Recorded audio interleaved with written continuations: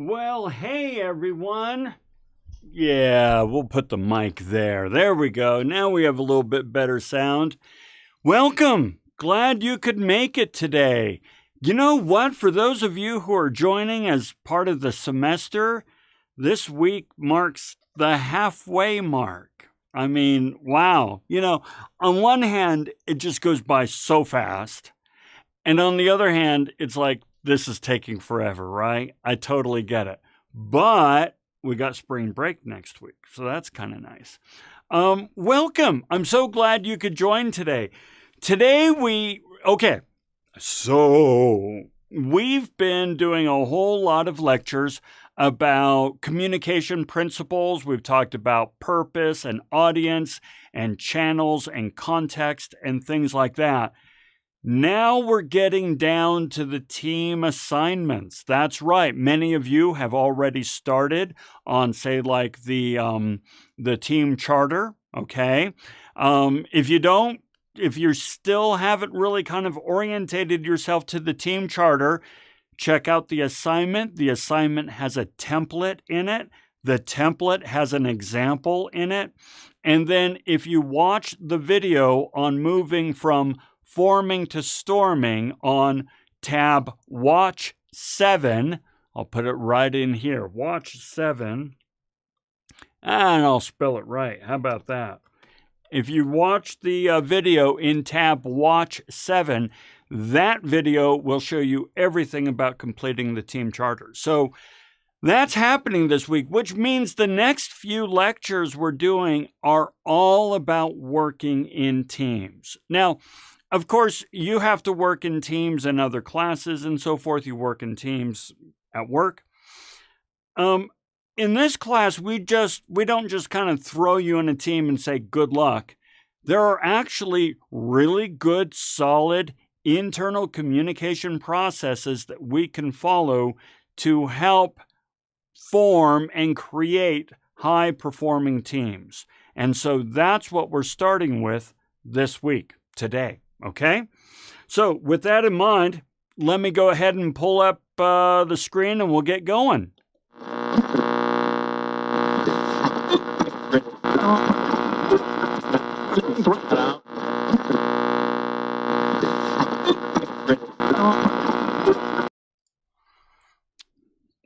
Oh, that didn't work.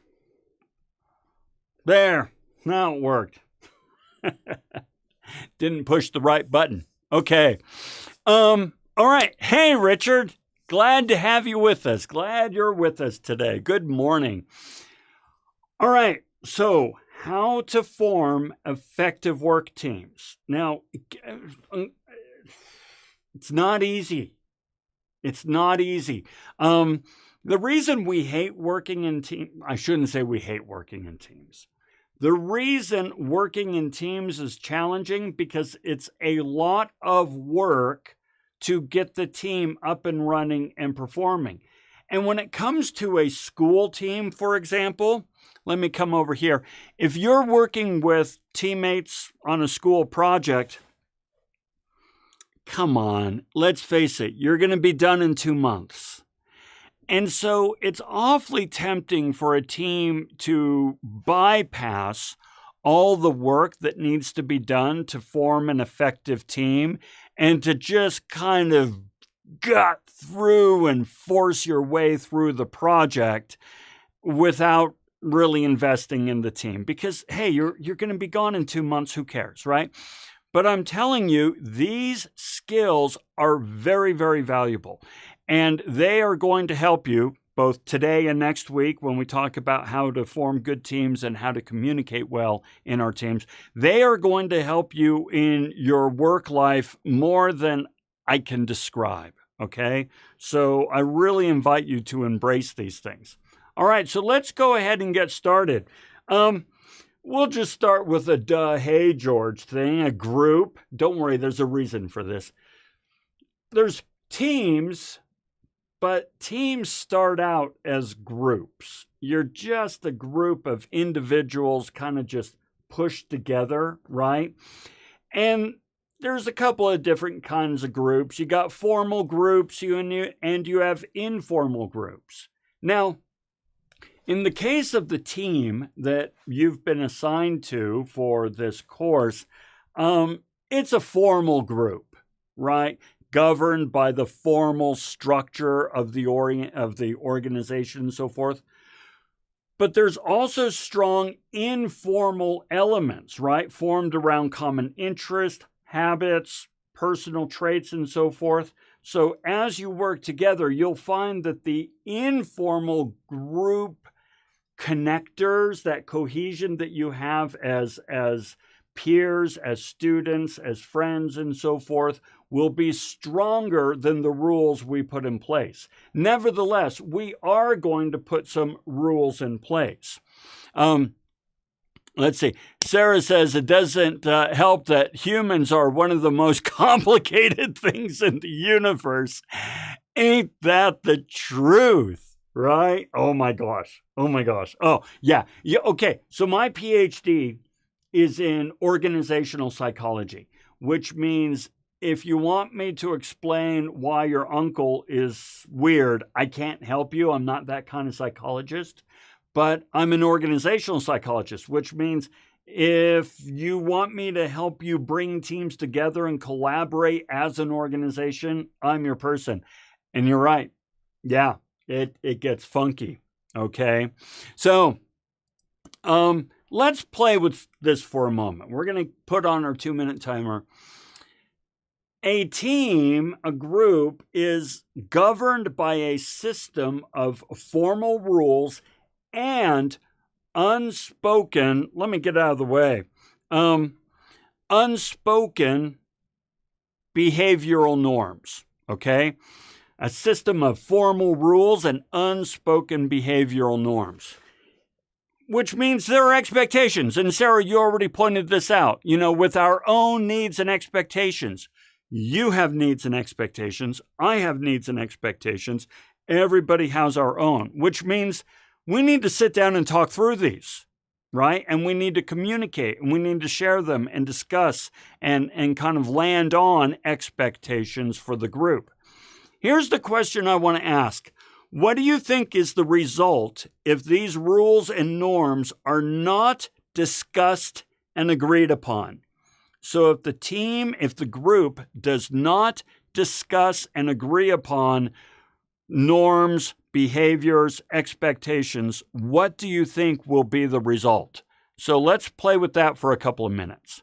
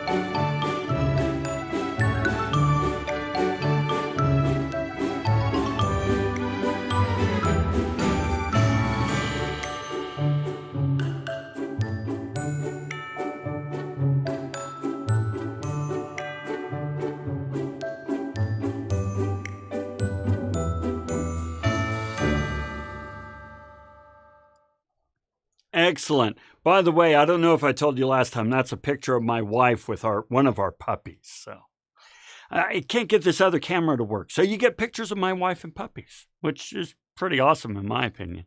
Okay, hey, so some great comments. So first of all, Sarah says, people assuming their expectations for the group are everyone else's, right? And so there's going to be conflict because we just kind of assume that we're all on the same page when we're in fact not.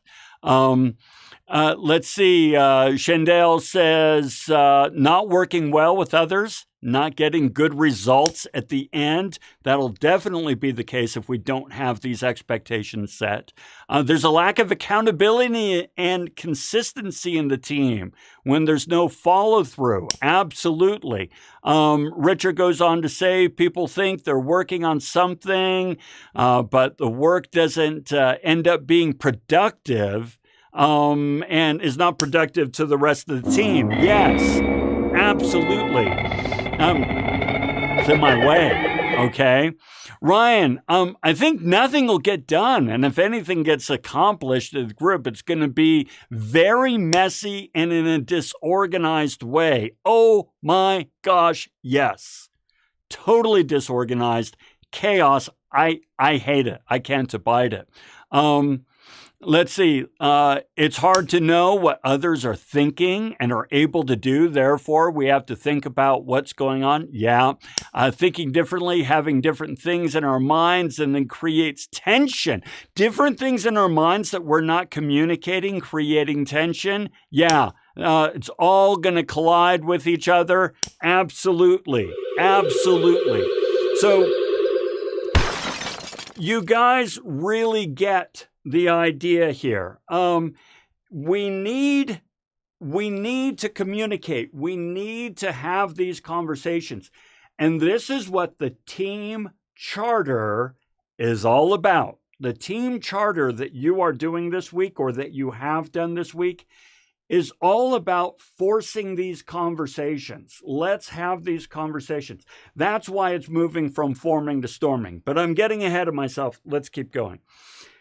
Hey, you know what? Groups, we actually love groups, right? We all belong to groups. We need to be part of groups just to survive. There's strength in numbers. The fact of the matter is, alone, we really can't do anything.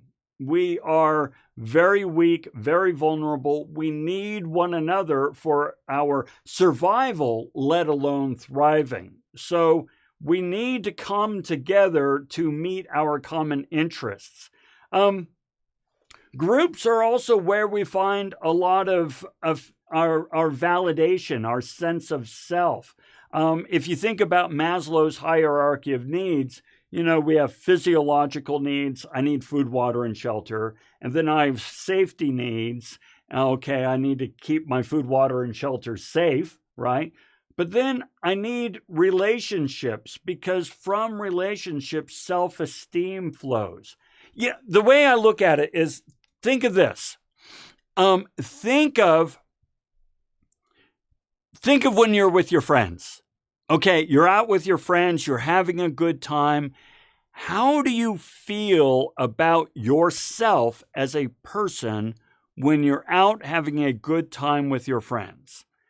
My guess is you feel good about yourself. So Sarah, when you're playing D&D with your friends and your team and so forth, you're self-actualizing. You feel good about yourself. You feel a sense of competence. You feel a sense of belonging and like you have a place in this group and you feel self-esteem as a result. Okay. Now, how do you feel about yourself when you're alone?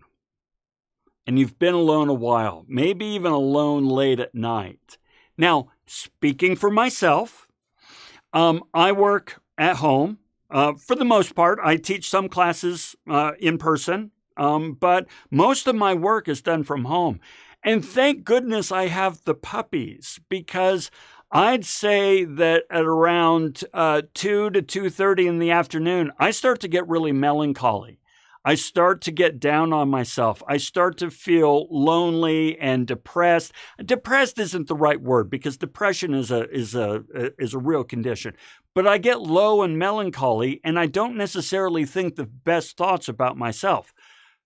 The point is, our ability to thrive is often decided by our affiliation with groups. So we actually need to be in these groups. We need one another, okay?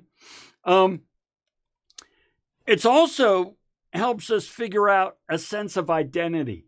Who am I? The need to know who we are and project a desired identity.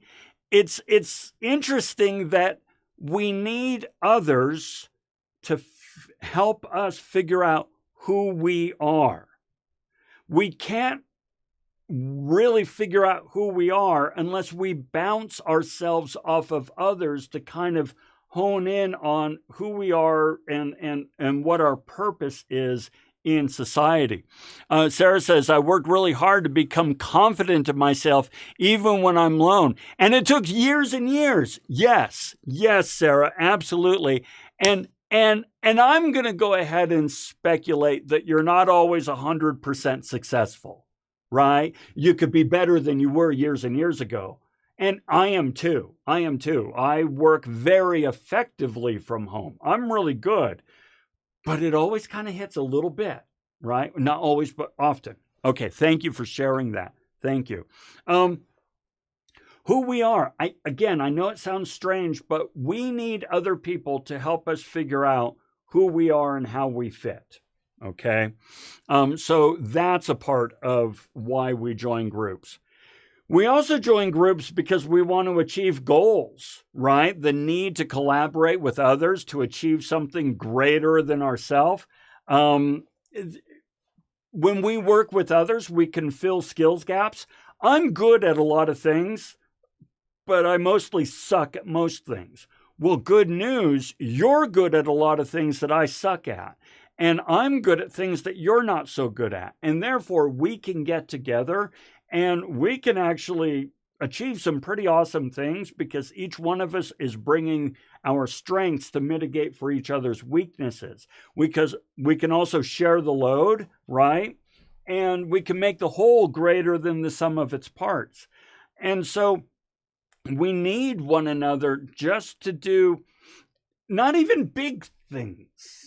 We need one another to do some pretty darn basic things, gaming. Once again, so Sarah, I'm thinking about your D&D because I just had game day with a bunch of friends last Saturday. I'm going to have game day again next Saturday. And, playing a game of one, well, I guess you could do tiddlywinks, but it's a lot more fun with others. And goal achievement can actually be socializing, entertainment, building bonds, things like that. Figured out who you are by defining yourself against others. Yes, dialectics. Yes, absolutely. It's a weird thing, right? But we really don't exist well individually. Our minds, our hearts, our emotions, we don't do well alone. Okay, so tell me, what are some of the groups that you belong to and why? Now, some of the groups we belong to, I'd say you don't have a choice, but you do. Even your family, you have a choice on to what degree do you affiliate with that group. So no, I rescind what I was thinking. What groups do you belong to and why? Why do you belong to these groups? What do you get out of it and what do you deliver in return? Let's play with that.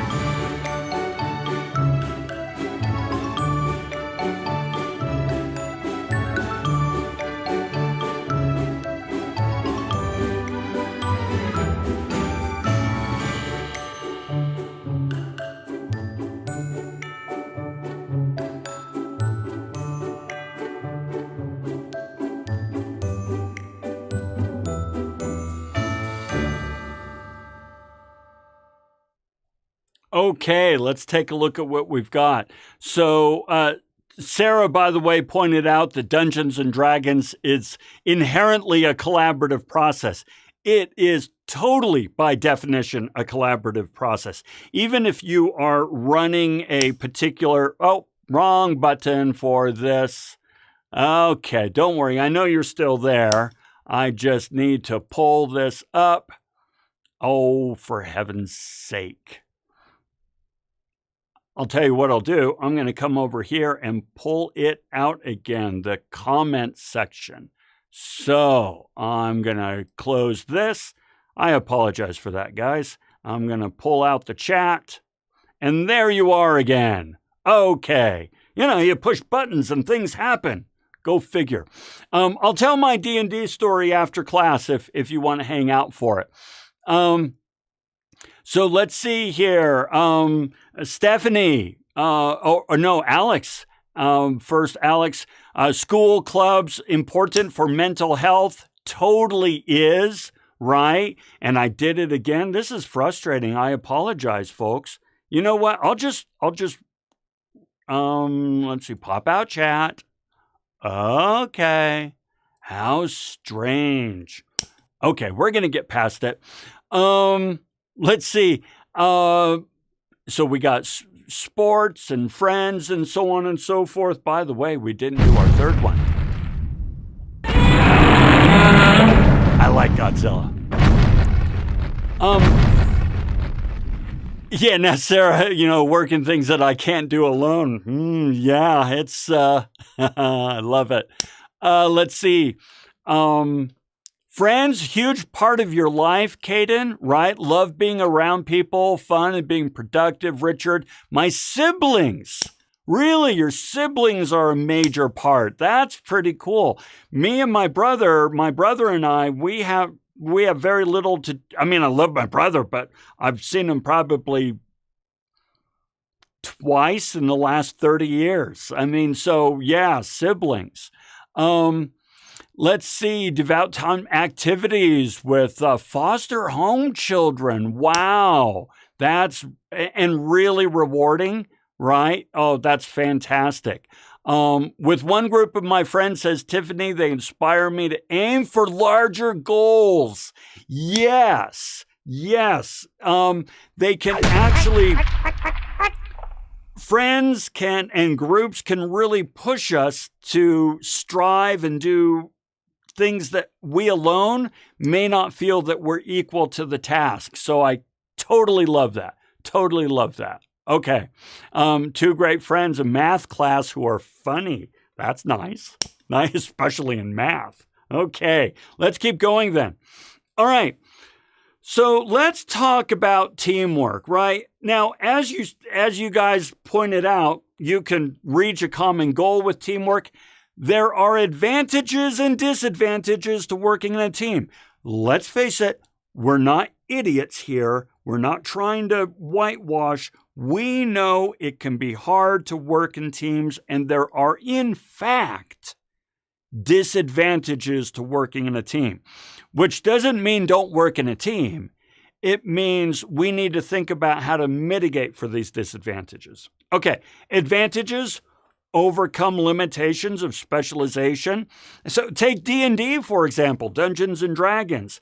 All right, you've got a healer in any game, right? You got the healer, you got the tank, you got the fighter, you got the blah, blah, blah. So everybody is specialized. Now, if any group of healers or any group of tanks or any group of people who are there to give damage and so forth, if they were to try to do a mission alone, do a quest, they would fail. So by bringing specializations together, you can have something much more powerful, right? Let's see. We've got challenge and encourage. Tiffany, you pointed this one out, right? They challenge and encourage you to do things. And then we got, you can produce more together. But now there are challenges as well. Hey, as I said before, it takes time to learn to work together as a team. So it takes a lot of work on the front end to get payoff on the back end. So this is what a lot of teams are tempted to do in, say, this class. They're tempted to not invest in the front end because it takes a lot of work. But then on the back end, when they're actually doing the project, it's an apocalyptic mess. Whereas if you take the time to form a team now on the front end, then by the time you're doing the project, it's just all gravy. You're having fun, it's hilarious, and you can hand in anything. It's going to be great. Trust me, invest now. But it takes time to do this, right? There's going to be conflict. It says potential for conflict. There is no potential. It's guaranteed there's conflict. We'll talk about that. Decisions take longer. They just take longer because there's more people to discuss them with, right? I can make a decision, boom, right now. Whereas if I have to confer with a bunch of folks, it just takes longer. But there could be better decisions. By the way, Stephanie says, I'm learning how to be alone, but it's tough. It takes a lot of dedication.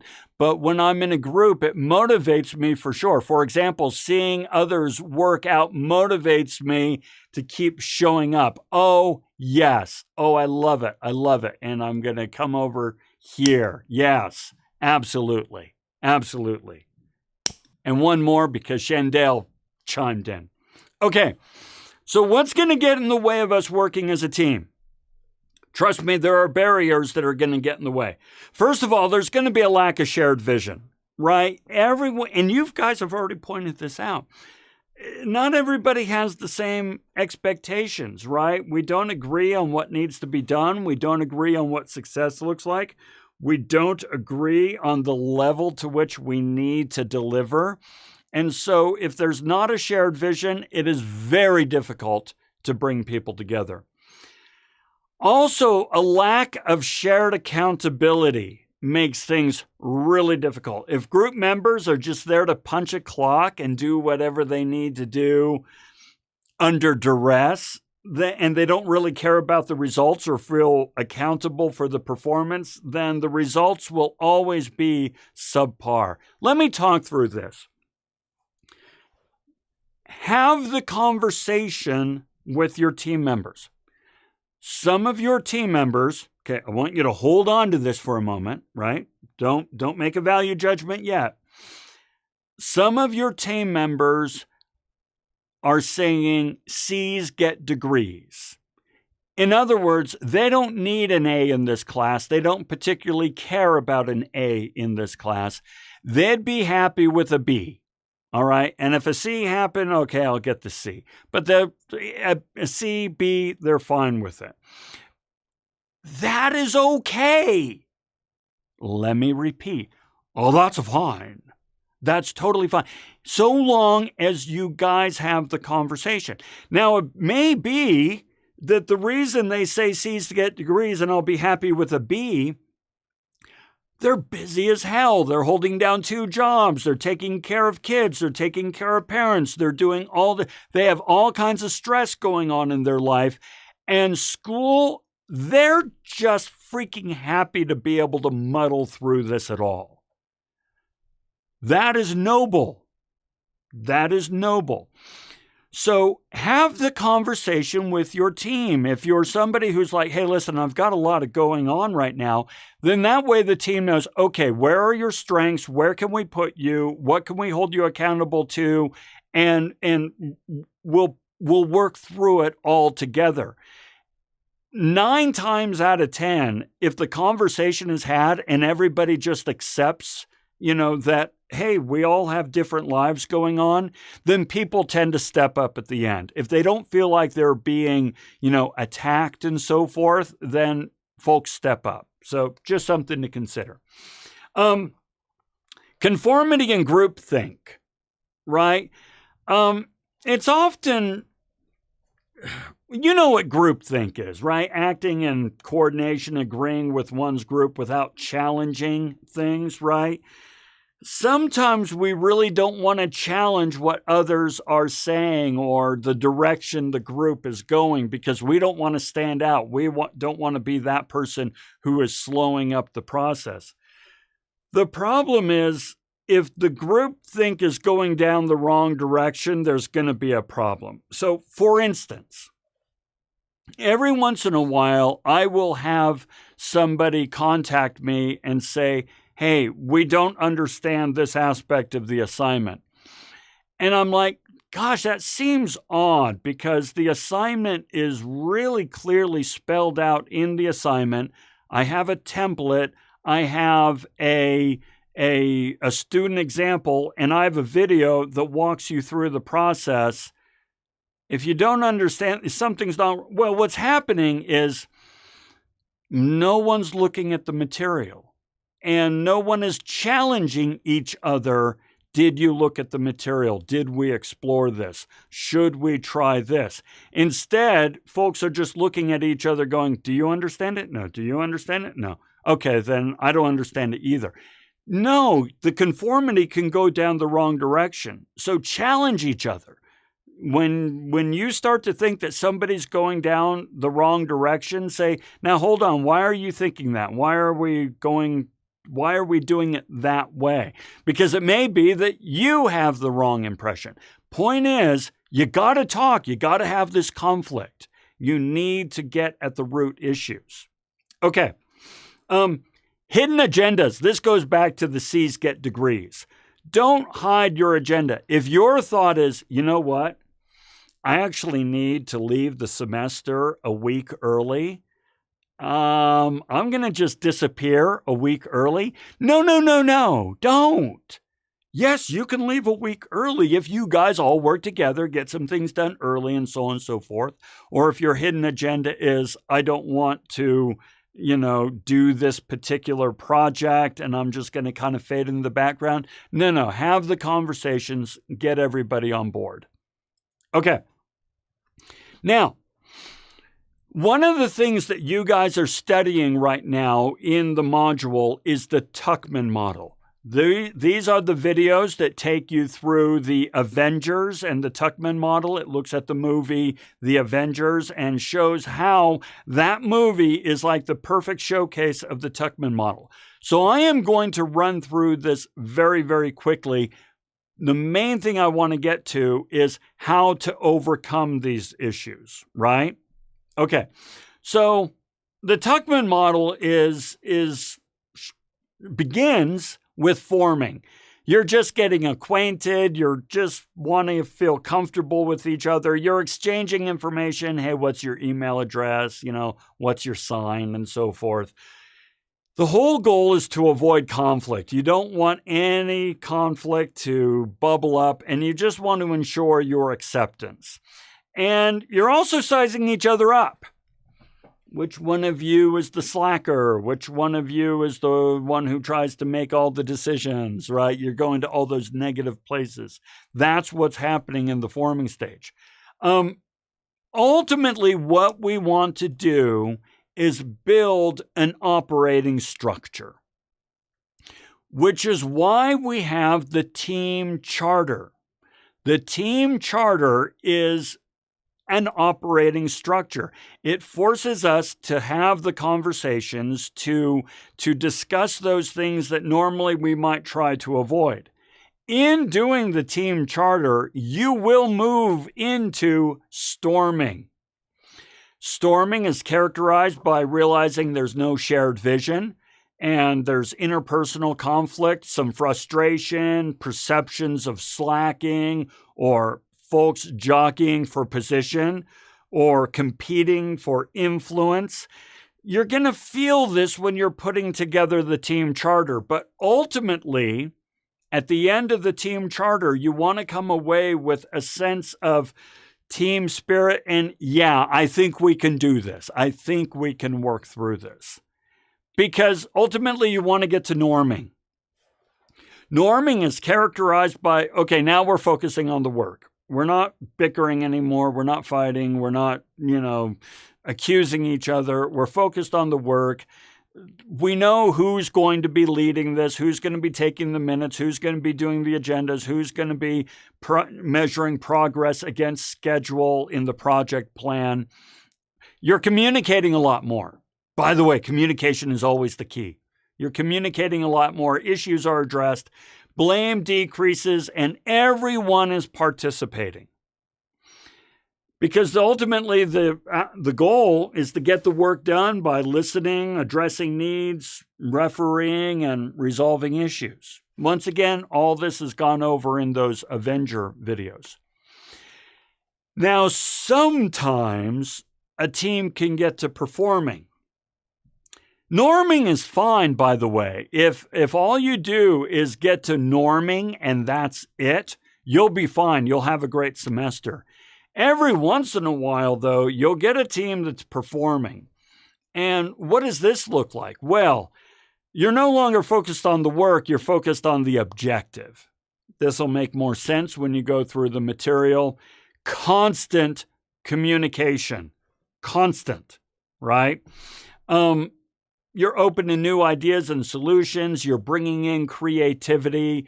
You have respect, honesty, authenticity with one another, and you're resourceful. You're figuring out how to get the answers, how to do things, how to solve problems, and so forth. I know that a team is moving into performing when I get fewer and fewer emails asking me how to solve a problem because they're more resourceful.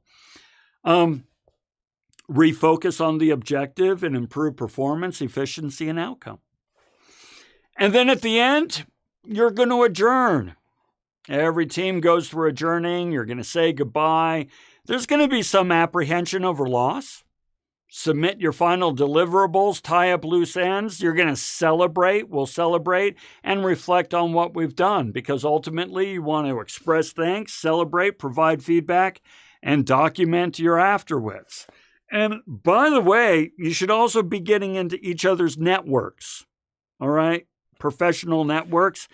Trust me when I say there are few things more valuable that you can come away from in college than a professional network.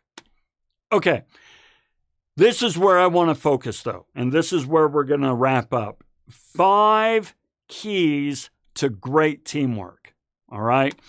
We want to work well as a team, so the first thing is communication. Please make communication your first go-to solution whenever there's a problem. I strongly believe, and I teach a communications class, so obviously I'm into this crap, right? I strongly believe that the root of the majority of society's problems is in a lack of communication, and the solution to the majority of society's problems is increased communication.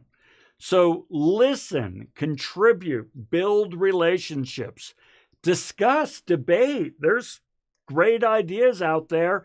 Nobody owns it. You're going to find it by discussing and debating. Shared decision-making and working toward a shared understanding. These are all the benefits of communication. The next key to working in a team and a successful team is engagement. You need to be a part of the team. You can't be incommunicado. You can't be in the background. You need to engage with the team. Attend the meetings, speak up, be a part of brainstorming, take on roles and responsibilities. I frequently see cases, and I see you there, Tiffany, so we got our next one. In the not too distant future, next Sunday AD. When I'm in my lecture classes, and when we start to do the breakouts in these lectures, in a team of 3, every once in a while, I'll see 2 people doing all the talking and all the brainstorming, all the collaborating, and that 1/3 person is just kind of the third wheel. No, you need to engage. You need to get involved. This will make for a successful team. You also want to manage conflict. Conflict, guys, conflict is actually desirable. Conflict is desirable. The only reason we have moved forward as a species is because we identify problems and solve problems. This means we identify conflicts and solve conflicts. Conflicts bring out great ideas and innovation. So it's inevitable It's painful, but it's desirable. So we need to make sure that we're focusing on the task, the process, and the business problem. It's not personal, right? Don't let it start to get into the personal realm. It's just, let's focus on the task and the business problem. Treating one another with respect, listen, keep an objective mind versus pushing your own personal agenda. This is going to help you manage conflict. And then you want to make sure you have a shared understanding. Make sure everybody agrees on the goals and the objectives. What is the desired outcome? And it's okay if things are ambiguous, but you want to make sure that everybody has a consensus on what you're working on and what success looks like for you. And as you'll see from the team charter, you get to choose what success looks like. You get to choose what your objectives are, what your measurables are. It's not the success of the project, it's your success as a team. And then finally, accountability. Holding oneself and others accountable, individual and shared accountability. Do not resent others when they say, hey, we kind of need that by the end of the day. You said you would deliver it. Is there anything I can do to help out? Also, just so you know, I grade individually. Even though it's a team assignment, I grade individually because I know who's working to what degree and who's contributing and so forth. And, you need to be accountable for your work. So hold yourself accountable, hold others accountable, and you'll be in great shape. Okay? And so, yeah, there we go. Let me pull this on down. Wrong button. Let's come back over here. That is everything for our team assignment. And by the way, so we have one more. Shendale, better communication would solve 100% of problems. And, I believe that, Shendale, and you say in your personal life, but I really agree. Tiffany, yeah, I'm on board with you there. So commit to your teams. And I'll tell you what, if I get, we've got 12 or 13 people with us right now. If I see, I want to see folks chime in and say, yeah, I'm committing to my team. I'm going to do what it takes to be successful, and we'll get this up to our 20. Because you want the 20 extra credit. You don't want the 15 extra credit. All right? So I'll be looking for those. And of course, email me. Let me know that you're present and so forth. If you have any questions, comments, let me know. I'm going to stick around for a while. And as I'm waiting for those, I'll go ahead and tell my D&D story.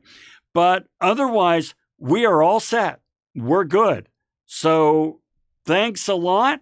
I'm here, sticking around, and we'll see you guys next week. And here we go. All right, we're seeing commitment to the team. All right, I like it. I like it. Shane, I'm glad to hear that. I'm very glad to hear that. More than willing, fantastic. We are there.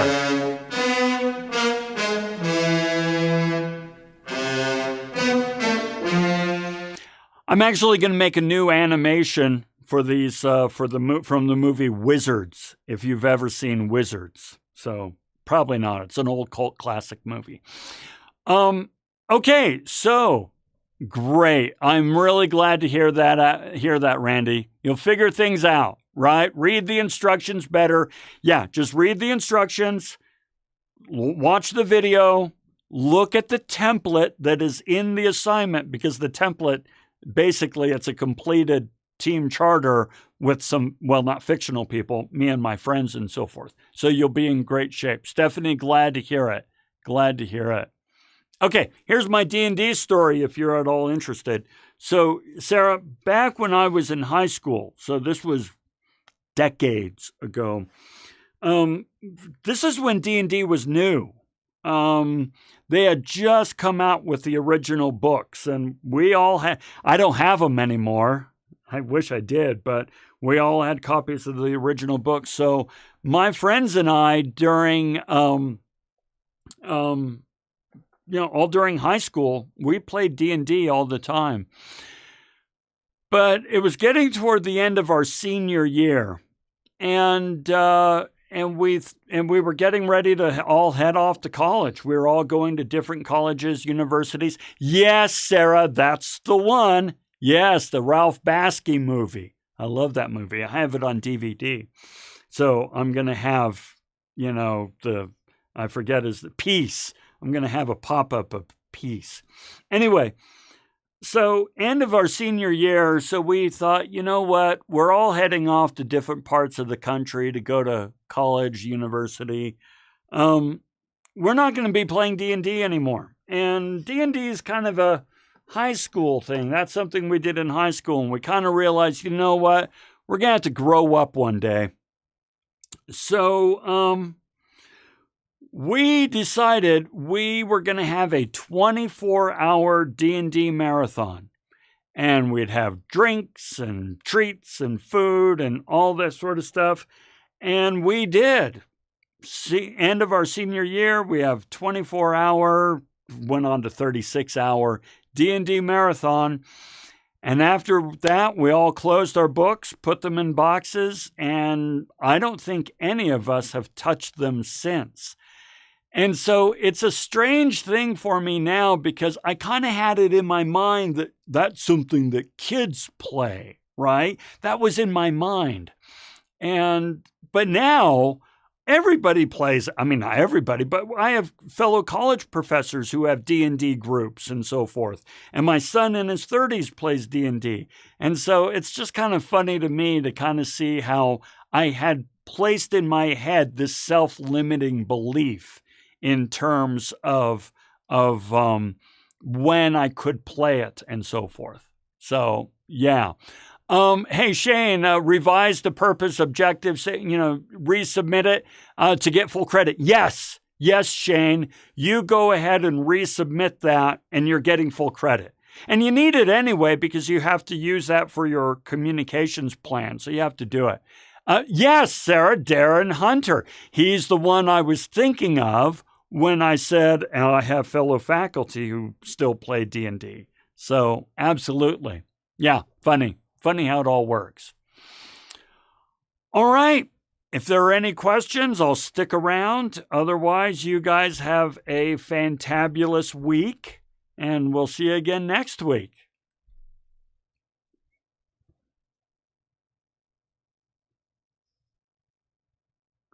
Is that right, Sarah? That's something. Very cool.